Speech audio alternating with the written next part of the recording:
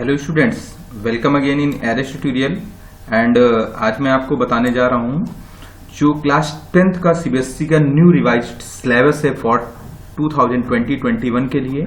ठीक है, तो ये साइंस का सिलेबस मैं बताने जा रहा हूँ। इसको बहुत ध्यान से देखिएगा और इसको अच्छे से आप नोट कर लीजिए because it is very important for your examination and it is the whole syllabus for your annual examination. Okay, so here this is general instruction for you all and you can read, and the main important point I am going to tell you that the first point is there will be an annual examination based on the entire syllabus। ठीक है, जो आपका entire syllabus है उस पर annual examination होगा।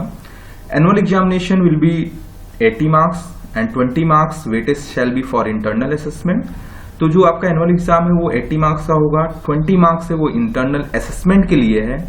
तो जो इंटरनल असेसमेंट है इसमें आपको क्या क्या करना है, देखिए there will be a periodic assessment that would include for 5 marks means 3 periodic tests will be conducted by your school and the average of the best 2 tests can be taken that will have a weightage of 5 marks towards the final result। Is it clear to all of you?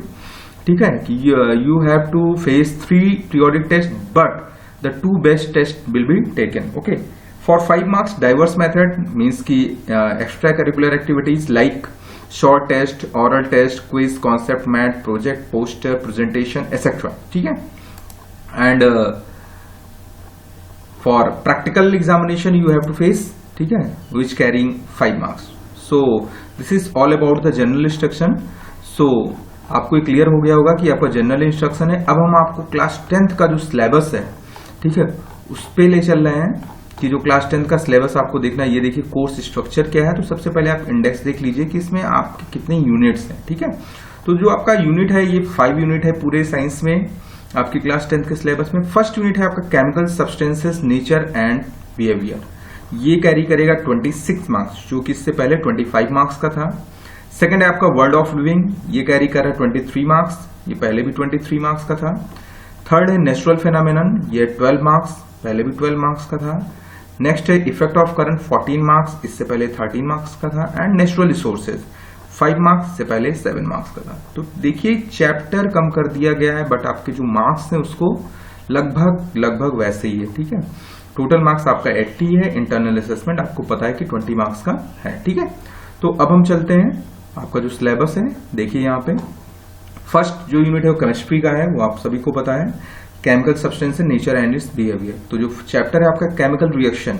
ठीक है, तो chemical reaction में देखिए कौन कौन से topic पढ़ना है आपको। Chemical equation, balance chemical equation, implication of balance chemical equation, type of chemical reaction, combination, decomposition, displacement, double displacement, precipitation, neutralisation, oxidation and reduction. इतने टॉपिक्स आपको इस चैप्टर में पढ़ना है। ठीक है, मीन्स की सेम एज पहले की तरह है। नेक्स्ट है आपका एसिड्स, बेस एंड सॉल्ट्स। ठीक है, इसमें क्या पढ़ना है आपको, their definition in the term of furnishing of H+ and OH- ion, general properties, example and uses, concept of pH scale, importance of pH in everyday life, preparation and use of sodium hydroxide, bleaching powder, baking soda, washing soda and plaster of Paris. इसमें भी कोई changes नहीं हुआ है। ठीक है, next है आपका metal and non metal. So metal and non metal में देखिए properties of metal and non metals पढ़ना है आपको, रिएक्टिविटी सीरीज पढ़ना है, formation and properties of ionic compound. अब देखिए इसमें थोड़ा सा कुछ टॉपिक्स को हटा दिया गया है जिसमें कि आपके टॉपिक थे basic metallurgical processes, corrosion and it's prevention. ये टॉपिक आपका हट गया है, तो इसको नोट कर लीजिए कि ये टॉपिक आपका हट गया है। और जो सबसे छोटा चैप्टर किया गया वो आपका कार्बन कंपाउंड्स किया गया है। ठीक है, कार्बन कंपाउंड में आपको क्या पढ़ना है, covalent bonding in carbon compound and versatile nature of carbon और होमोलोगस सीरीज। ठीक, इतना आपको पढ़ना है। मींस कि आपको नॉमेनक्लेचर, इसमें जो टॉपिक हटाया गया है, nomenclature of carbon compounds containing functional group, means जितने भी फंक्शनल ग्रुप पढ़ने थे वो आपके हटा दिए गए हैं, like halogens, alcohol, ketones, aldehyde, alkane, alkene, है ना। Difference between saturated unsaturated hydrocarbon हट गया है। Chemical properties of compound, combustion, oxidation, additional and substitution reaction हट गया है।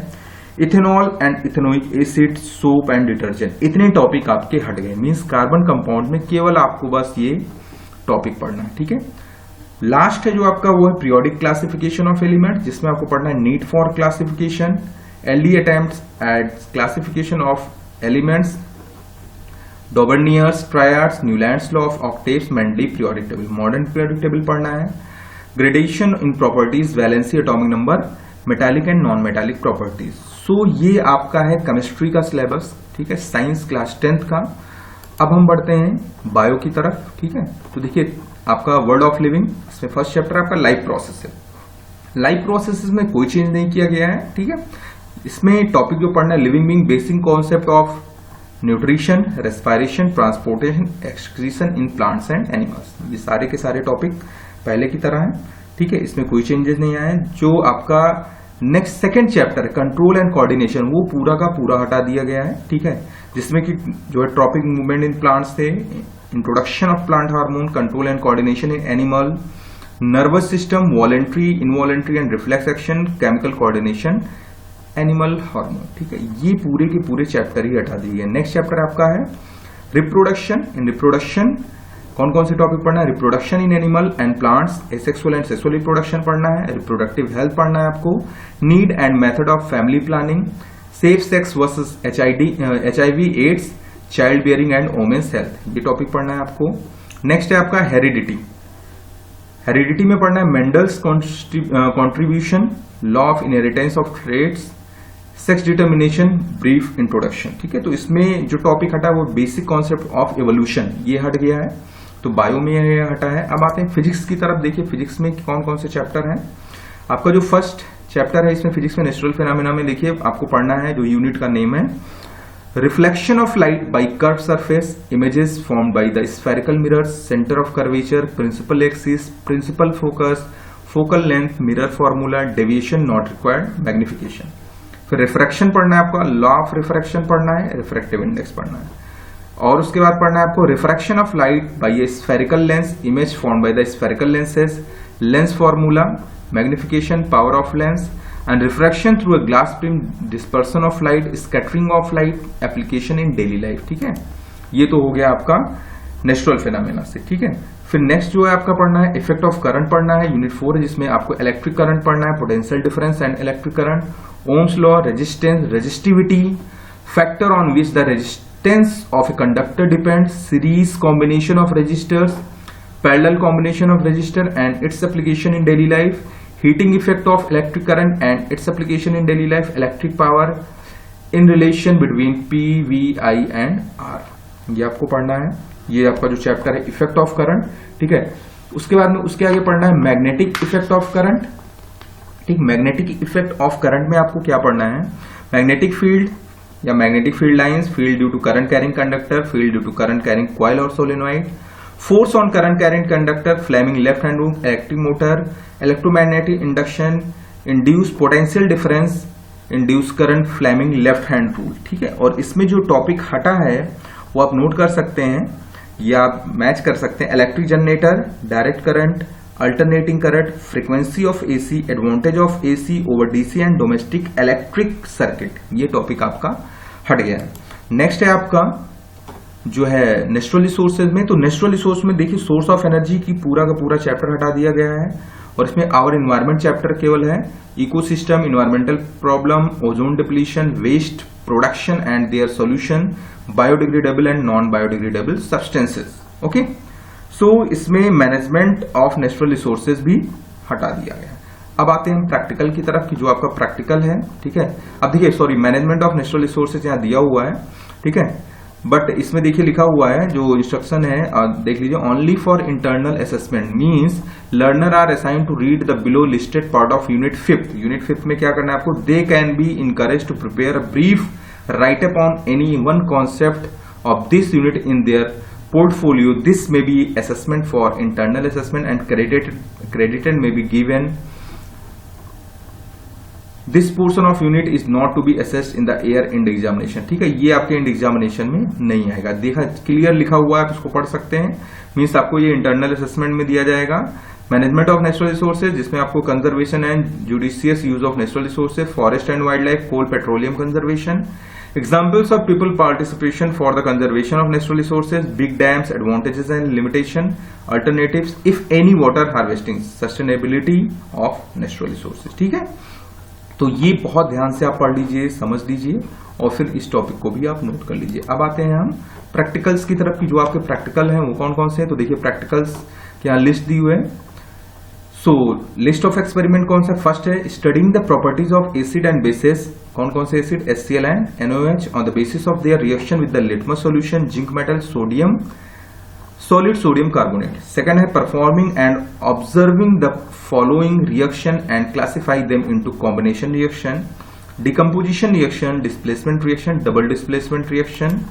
और उसके बाद में इसमें आपको ये भी चेक करना है action of water on quicklime, action of heat on ferrous sulphate crystal, iron nail kept in copper sulphate solution, reaction between the sodium sulphate and barium chloride solution. Next experiment है, ये आपका unit first का है, देखिए यहाँ पे लिखा हुआ किनारे, observing the action of zinc, ferrous, copper and aluminium metal on the following salt solution, zinc sulphate, ferrous sulphate, copper sulphate and aluminium sulphate. Arranging zinc, ferrous means iron, copper and aluminium metal in decreasing order of reactivity based on the above result. Next है studying the dependence of potential difference across a resistor of current passing through it and determining its resistance, also plotting graph between V and I। ये बहुत important है क्योंकि ये board exam में बहुत पूछा जाता है, ठीक है। ये आपका फिजिक्स का पोर्शन है। नेक्स्ट है experimentally so that carbon dioxide is given out during respiration, ये आपका बायो का है।